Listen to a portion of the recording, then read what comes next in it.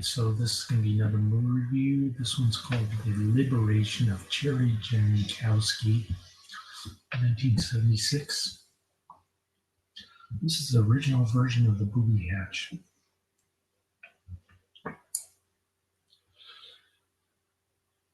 And it's 80 minutes of it as opposed to the Booby Hatch, which is 86 minutes, which actually makes it a better film. I don't know why they changed it and called it Booby Hatch. The Booby Hatch has nothing to do with the movie, or at least the original movie. And I don't know why they would name the adult sex toy testing facility the Booby Hatch. It doesn't make sense either. I think the first title makes more sense. And it's a little confusing because on IMDb it says it gets an R certificate, but then in the trailers it has the X rating. But this is a bonus feature on the Synapse DVD. So it's a little different. It's got a different ending for sure. It's got some different scenes at the end. Some of the scenes are in different order compared to the Booby Hatch. And like I said, they chopped off 6 minutes, plus they added an alternate ending. So they must have cut out a lot of stuff, which actually makes the movie better. I still give it 2 stars though, because making a movie like the Booby Hatch even better isn't saying much. 2 out of 5 stars in my opinion. Not worth watching. It's still got the same crude jokes and the same lack of plot. It's about Cherry Jankowski and Marcello Fettuccini. Both of them are having,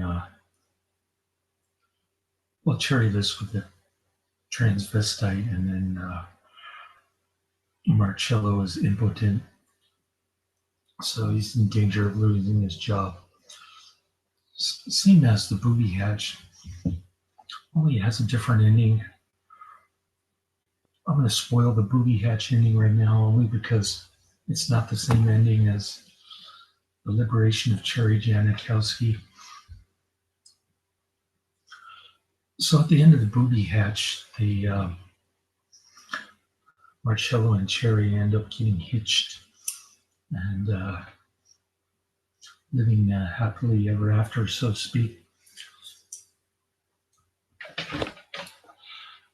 But in this one, I don't know. It has a different ending. So,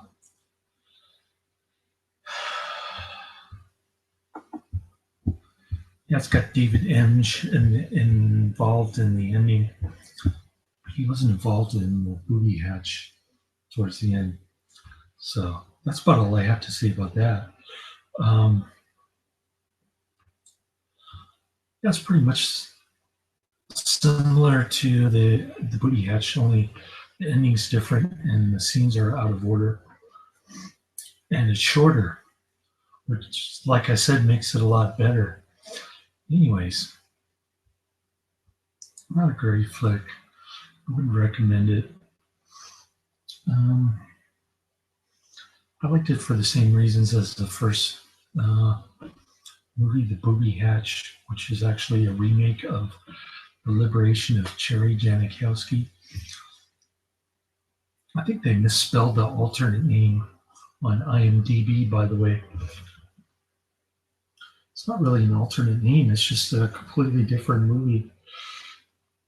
Very similar, but different ending, shorter, and different editing. It's kind of like watching the Imperial set of Caligula. So there's that. It's pretty cool that Synapse put out both movies on the same disc.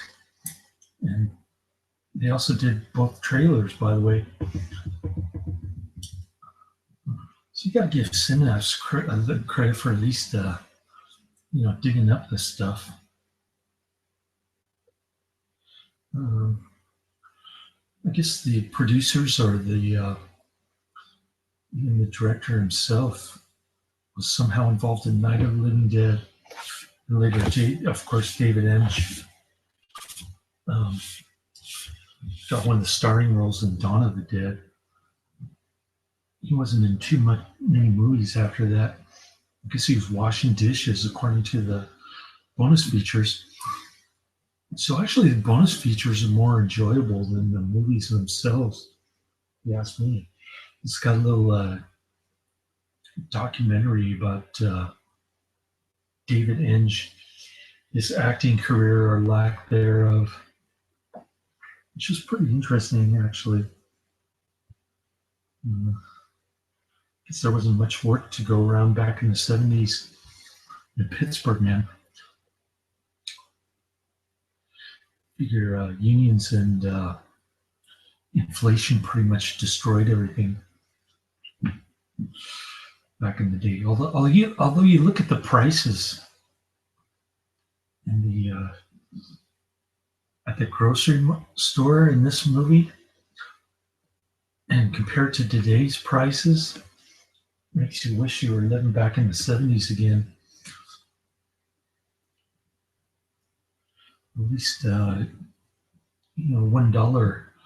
could buy you a decent amount of food. Let me put it to you that way. But other than that, it's really not a good flick. Other than the history involved and the little trivia behind it, the whole Pittsburgh filmmaking scene, or lack thereof, and David Emge and lack of involvement. So, yeah, I think David Emge has only been in 4 movies from 1976 to 1992. I looked him up on IMDb, and let's just say he's not the busiest actor.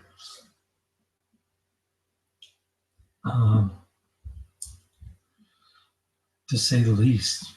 But anyways, that's the end of my review. That's about all I have to say about this DVD. I was disappointed, but not surprised though. It's got low ratings on IMDb and Netflix too. So that's about it. Laters.